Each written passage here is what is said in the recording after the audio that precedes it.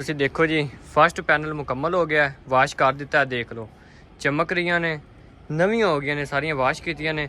ਆ ਤੁਸੀਂ ਪੁਰਾਣੀਆਂ ਦੇਖ ਲਓ ਕਿਸ ਤਰ੍ਹਾਂ ਨੇ, ਤੇ ਨਵੀਆਂ ਦੇਖ ਲਓ ਕਿਸ ਤਰ੍ਹਾਂ ਨੇ। ਇਸੇ ਤਰ੍ਹਾਂ ਹੀ ਹੁਣ ਆ ਜਿਹੜਾ ਬੈਕ ਤੇ ਮੇਰਾ ਪੈਨਲ ਹੈ, ਇਹਨੂੰ ਧੋਵਾਂਗੇ। 4 ਪਿੱਛੇ ਨੇ, 4 ਅੱਗੇ ਨੇ, 8 ਪਲੇਟਾਂ ਨੇ ਆਪਣੀਆਂ, ਇਹਨਾਂ ਨੂੰ ਧੋਵਾਂਗੇ। ਅਸਲ ਨਾ ਇਹਦੀ ਤੁਹਾਨੂੰ ਇੱਕ ਸਭ ਤੋਂ ਵੱਡੀ ਮੈਂ ਇਤਿਹਾਸ ਦੱਸਾਂ, ਜਦੋਂ ਸੂਰਜ ਦੀ ਰੋਸ਼ਨੀ ਨਾ ਹੋਵੇ ਸ਼ਾਮ ਟਾਈਮ ਮੈਨੂੰ ਧੋਣਾ, ਕਿਉਂਕਿ ਇਹਦੇ ਵਿੱਚ ਬਹੁਤ ਤੇਜ਼ ਕਰੰਟ ਹੁੰਦਾ ਤੇ ਇਨਸਾਨ ਦੀ ਜਾਨ ਵੀ ਜਾ ਸਕਦੀ। ਤੁਸੀਂ ਦੇਖ ਸਕਦੇ ਹੋ ਸੋਸ਼ਲ ਮੀਡੀਆ ਤੇ ਅੱਗੇ ਵੀ ਕਾਫੀ ਬੰਦਿਆਂ ਦੀ ਇਸੇ ਤਰ੍ਹਾਂ ਜਾਨ ਜਾ ਚੁੱਕੀ ਸੋਲਰ ਦੇ ਬਿਜਲੀ ਦੇ ਨਾਲ। ਤੇ ਇਹਦੇ ਵਿੱਚ ਬਹੁਤ ਹਾਈ ਵੋਲਟੇਜ ਦੇ ਕਰੰਟ ਹੁੰਦੇ ਨੇ, ਇਹਦੇ ਤੋਂ ਇਹ ਬਚਣਾ। ਬਾਕੀ ਹੋਰ ਇਹਦੀ ਇhtiyat ਇਹ, ਇਹਨੂੰ ਨਰਮ ਕੱਪੜੇ ਦੇ ਨਾਲ ਉਤੋਂ ਮਲਣਾ। ਆ ਵੇਖੋ ਨਾ, ਮੈਂ ਕੋਈ ਵੀ ਤੁਸੀਂ ਨਰਮ ਲੈ ਸਕਦੇ ਹੋ, ਜਰਸੀ ਤਰਪੜੀ ਕੋਈ ਵੀ।